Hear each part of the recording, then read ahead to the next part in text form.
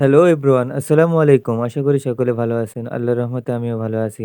প্রতিদিনের ন্যায় আজ আবারও আপনাদের মাঝে একটি ভিডিও উপস্থাপন করছি। ভিডিওটি হচ্ছে আমি কিছুদিন আগে পেঁয়াজের আল বা পেঁয়াজের বীজগুলো বপন করেছিলাম জমিতে। তো জমিগুলো ঠিকঠাক এবং সম্পূর্ণ কিছু আপনাদেরকে দেখিয়েছি। বীজ বপন করার থেকে সেচ দেওয়া থেকে শুরু করে এখন আমার পেঁয়াজের আলগুলো অনেক বড়, বড় হয়েছে। আপনারা ভিডিওর মাধ্যমে দেখতেছেন। প্রতিনিয়ত আমি আপনাদেরকে যেসব ভিডিও দিই, আমি যেসব চাষাবাদ করি তাই মূলত আপনাদের মাঝে তুলে ধরি এবং কোনো সমস্যার মুখে পড়লে আপনাদেরকে তা পরামর্শের জন্য বলি যে, "আমার এই আবাদটি এরকম সমস্যা হচ্ছে, আপনারা কমেন্টের মাধ্যমে জানাবেন।" এবং আমি কিভাবে আবাদ করতেছি, কিভাবে কি হচ্ছে, যদি ভালোভাবে ফলাফল পাই তাও আপনাদের মাঝে তুলে ধরি যে, "এইভাবে আমি আবাদ করে আমার এই আবাদটি খুব ভালো হয়েছে।" তো এতে আমারও উপকার হয় এবং আপনাদেরও উপকার হয়।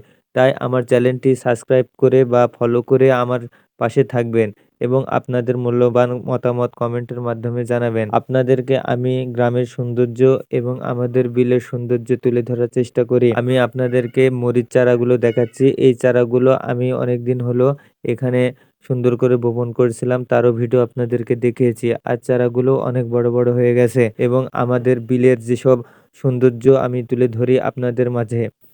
আমার ভিডিওগুলো আপনাদেরকে সামান্যতম যদি ভালো লেগে থাকে অবশ্যই কমেন্টের মাধ্যমে জানাবেন। আপনাদেরকে আমি এই জায়গাটুকু অনেকবার দেখিয়েছি। এই জায়গাটুকুতে আমি অনেক কিছু আবাদ করেছি। আপনাদেরকে ঘুরে ফিরে প্রায় অনেক সময় একই ভিডিও দেখিয়েছি। তো এই ভিডিও দেখানোর কারণ যখন আমি চাষাবাদ করি তার থেকে একটু বড় হয়েছে এবং কি পরিচর্যা করছি সবকিছু আপনাদের মাঝে তুলে ধরেছি। এবং আপনারা জানেন আমি গরুগুলো বিলেতে খাওয়াই। তো বিলেতে গরু দেওয়া ছিল। তো আমি এখন গরুর কাছে যাব এবং আপনারা দেখতেছেন চারিধার শুধু আবাদ করেছে লোকজনে। গরু দেওয়ার মতো আর তেমন একটি জায়গাই নাই। ছোট একটু জায়গা আছে তার ভিতর অনেক লোকে এইখানে গরুগুলো দিয়েছে। আমাদের গ্রামের যতগুলো লোকজনের গরু আছে প্রায় সকলে এসে গরুগুলো এখানে দিয়েছে। আর কিছুদিনের মধ্যে এই জায়গাটুকু আর থাকবে না। সকল কৃষকেরা এখানে ধান লাগানোর কাজ শুরু করে দিবে। জমিতে বিছনগুলো অনেক বড়, বড়ই হয়ে গেছে। আপনারা দেখেছেন আমার বিছনগুলো। ওই বিছনগুলো আরেকটু বড় হয়ে গেলে এইখানে আমরা পানি সেচ দিয়ে ধানগুলো লাগিয়ে দিব। আর আমাদের গরু তখন আমাদের বাসায় থাকবে। আর গরু দেওয়ার মতো কোনো জায়গা থাকবে না। তখন আমাদের বাসায় এগুলোকে খাওয়াতে হবে। তো আশা করি আপনারা সবকিছু বুঝতে পেরেছেন। আমার ভিডিও আবারও বলতেছি যদি ভালো লেগে থাকে অবশ্যই কমেন্টের মাধ্যমে জানাবেন।